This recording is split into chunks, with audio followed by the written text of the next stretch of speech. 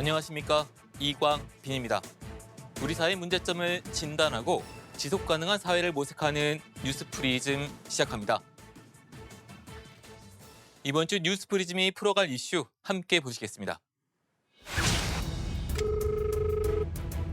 저 김현수 변호사라고 합니다. 서준이 친구고요. 다쳤어요, 그 사람이?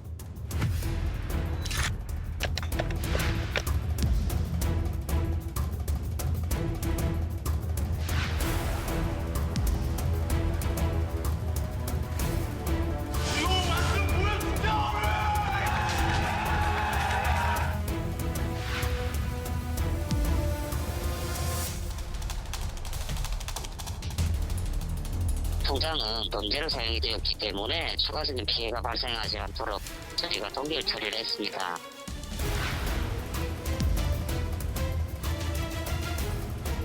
저희 어플리케이션 실행해달라고 하시면은 방금 전에 설치하셨던 어플리케이션 부분 실행하시면은 전자서명란이 나오실 겁니다.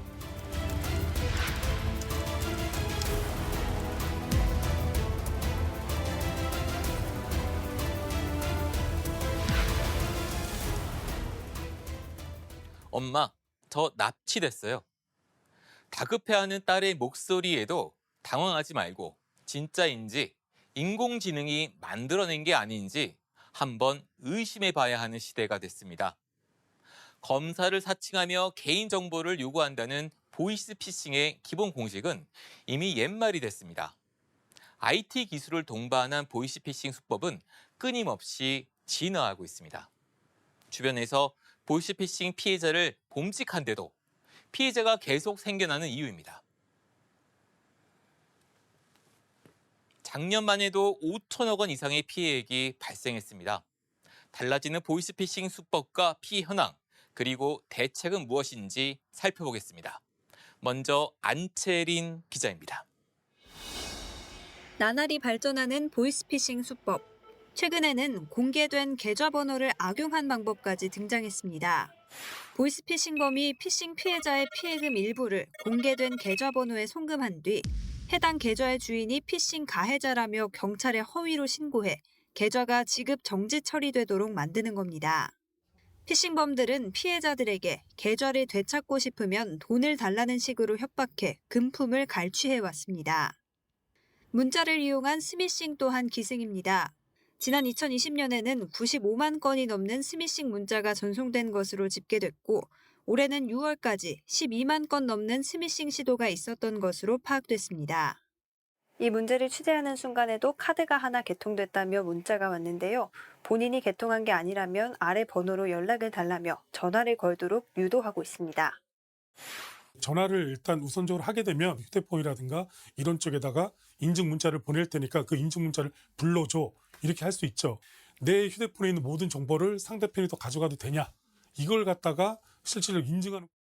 이런 식으로 빼낸 개인정보를 토대로 피싱범들이 대출을 받거나 예금을 인출할 수 있는 겁니다. 이 밖에도 외국에서 걸려온 전화번호를 국내 번호로 바꿔주는 중개기를 사용하거나 코인 손실을 보전해주겠다며 다른 코인을 사도록 유도하는 등 보이스피싱은 다양한 형태로 피해자들에게 접근하고 있습니다. 수법 다변화에 피해자들의 고통은 지속될 수밖에 없습니다. 지난해 보이스피싱 피해액은 5천억 원을 넘었고 매년 수만 건 넘는 피해가 발생하고 있습니다. 특히 20대 이하 연령층에서는 피해자 수가 점점 늘어나는 것으로 집계됐습니다. 전문가들은 젊은이들에게 익숙한 전자기기를 통해 범죄가 이뤄지는 탓이라고 분석합니다. 인터넷 뱅킹으로 유도해서 어떤 일들을 하는 건데, 그러다 보니까 이제 스마트폰 많이 쓰고 어떤 인터넷 뱅킹이나 이런 거에 익숙한 세대로 일단 연령층이 좀 낮아졌다. 수법의 고도화로 연령대에 따라 범죄가 맞춤형으로 일어나는 만큼 안전지대는 없다는 지적도 나옵니다. 상대편도 그 맞춤형 보이스피싱을 해가지고 아까는 20대는 어떤 기관 사칭형, 그리고 30, 40대는 그 대환 대출형, 50대도 마찬가지지만 근데 취약계층은 대부분 다 지인 사칭형입니다.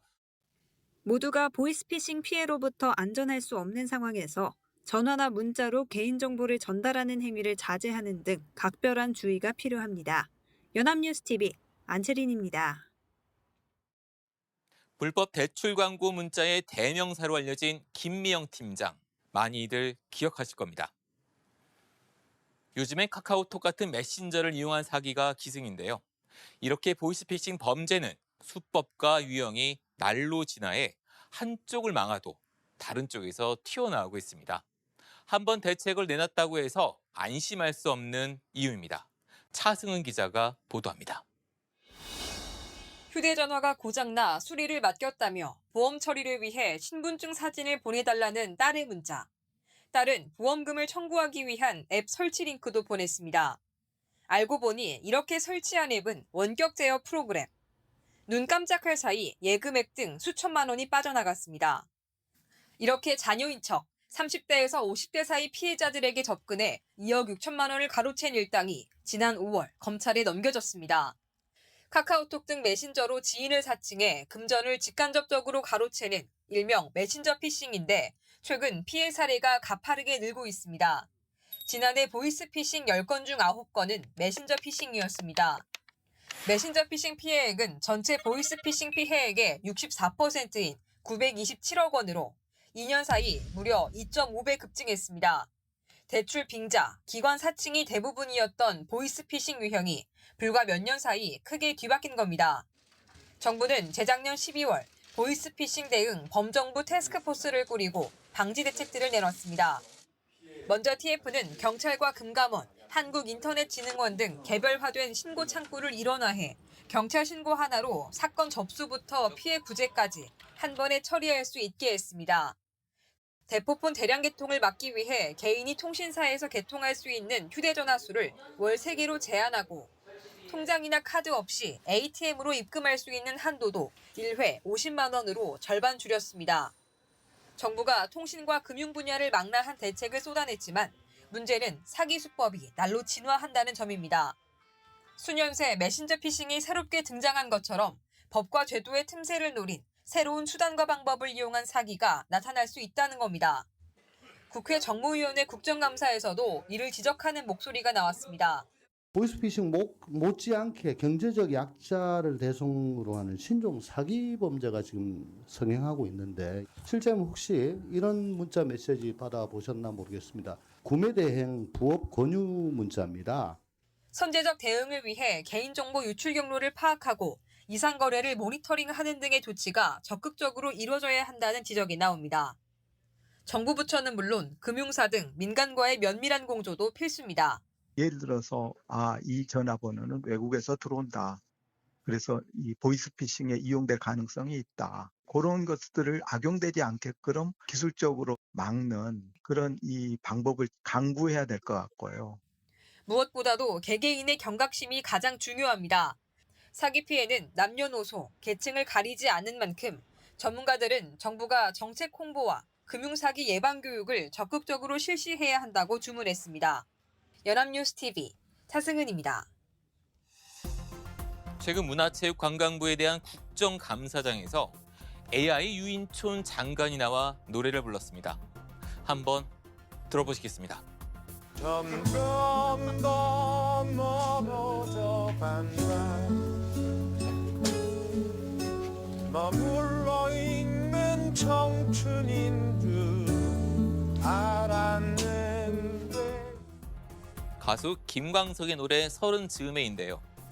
영상은 기존 김광석 씨의 공연 모습에 유 장관의 얼굴을 합성했고 김광석 씨의 목소리는 유 장관의 음성을 학습한 AI 목소리로 감쪽같이 변조했습니다.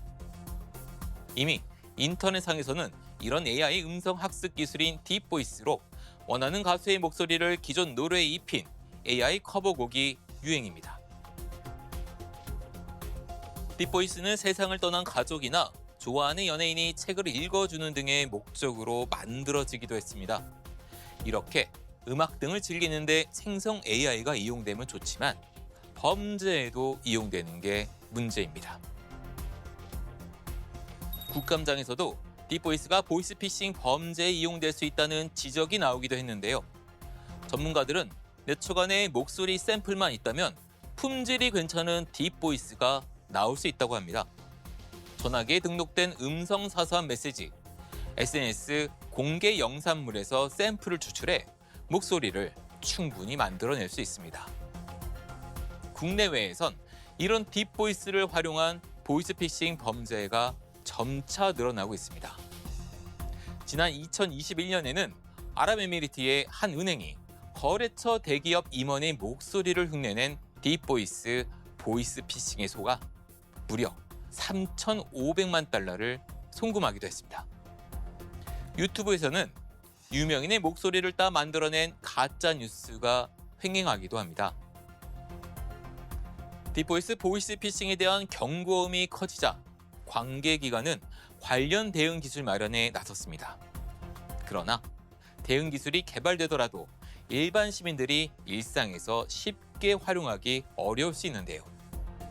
전문가들은 가족만의 암구어를 만들어 사용하는 게 딥보이스 보이스피싱을 피하는 방법이 하나로 조언하기도 합니다. 점차 교묘해지고 있는 보이스피싱 피해를 막기 위해 금융당국도 대응 방안에 고심하고 있습니다. 피해를 막는 시스템을 구축하는 한편 꾸준한 홍보를 통해 시민들의 주의를 계속해서 환기하고 있는데요. 금융당국은 무엇보다 항상 의심하고 확인하는 습관이 중요하다고 강조합니다. 박지훈 기자입니다. 대검찰청 사무관이라면서 걸려온 보이스피싱범의 전화. 이전에 저희 측에서 등기 우편 한 차례 발송해드렸었는데 수령을 못 하셨어가지고요. 등기를 다시 보내준다며 개인정보를 확인하고 본인이 연루된 사건을 조회해보라며 특정 인터넷 주소 방문을 유도합니다. 사건 관련해서 나가시는 건데 혹시 뭐 이전에 사건 안내 받아보시거나 사건조 해보신 거 없으실까요? 그러시면 간단하게 사건조회부터 좀 도와드리겠습니다. 금융감독원이 공개한 보이스피싱범의 실제 목소리입니다. 최근 보이스피싱은 취득한 개인정보를 토대로 특정인에게 딱 맞춰진 시나리오를 사용하는 등 그 수법이 점점 더 교묘해지고 있습니다. 이에 금융감독원은 보이스피싱범의 실제 목소리를 공개하고 모범 대응 사례를 안내하고 있습니다. 금감원은 소비자들이 ATM 지연 인출 제도, 지연 이체 서비스, 입금 계좌 지정 서비스 등 금융사의 사전 예방 서비스를 이용해 보이스피싱에 대비할 수 있다고 설명합니다. 하지만 이런 노력에도 불구하고 혹시라도 보이스피싱에 노출됐을 경우 가장 먼저 이용 중인 금융사의 연락을 취해 지급 정지를 요청하라고 설명합니다. 본인 이름으로 돼 있는 모든 계좌가 지급 정지가 되고요. 그 이체가 된 계좌도 지급 정지가 가능합니다. 그 행동을 가장 먼저 하셔야 되는 게 첫 번째 출발점이 될 것 같습니다. 비대면 금융사고 책임 분담 기준이라는 것을 이제 마련해가지고 내년부터 시행할 예정이 있습니다. 지난 5일 체결된 협약에 따라 내년부터는 19개 국내은행과 우체국 등으로부터 보이스피싱 피해 금액의 최대 50%까지 배상받을 수 있게 될 전망입니다. 일부 은행에선 보이스피싱으로 인한 피해금을 보상해주는 정책을 자체적으로 시행해 오고 있기도 합니다. 금융사 최초로 금융범죄의 피해를 사전에 보상해주는 안심보상제도를 운영하고 있습니다. 지금 현재 월 평균으로는 180건 정도 보상이 이루어지고 있고요. 보상액 금으로는 1억 2천만 원 정도가 집행되고 있습니다. 실제로 임신을 한 상태에서 보이스피싱을 당했다며 손편지로 도움을 구한 한 여성은 피해 금액 4천만 원을 은행으로부터 돌려받을 수 있었습니다. 하지만 금융당국은 소비자들이 항상 주의하는 태도를 갖는 게 무엇보다 중요하다고 강조합니다. 개인정보를 묻는 전화가 걸려오면 일단 의심하고 전화를 끊고 해당 기관에 직접 사실을 확인하는 행동 요령을 꼭 실천해달라고 당부했습니다. 연합뉴스TV 박지훈입니다. 2021년에 개봉한 영화 보이스. 수많은 사람이 한 통의 보이스피싱 전화로 딸의 병원비, 아파트 중도금 등을 날리는데요. 피해자인 전직 형사가 중국에 위치한 보이스피싱 본거지에 잠입해 보복을 하는 내용입니다. 보이스피싱의 적나라한 세계를 보여줬다는 평가를 받았는데 개봉 2년이 지난 지금 그 수법은 더 정교해졌습니다. 영화와 같은 통쾌한 복수극은커녕 피해금 찾기도 대부분 언감생심입니다. 낯선 사람의 전화 한 통에 수상한 애플리케이션 접속 한 번에 금전적 피해는 물론 정신적 고통과 상처가 큽니다.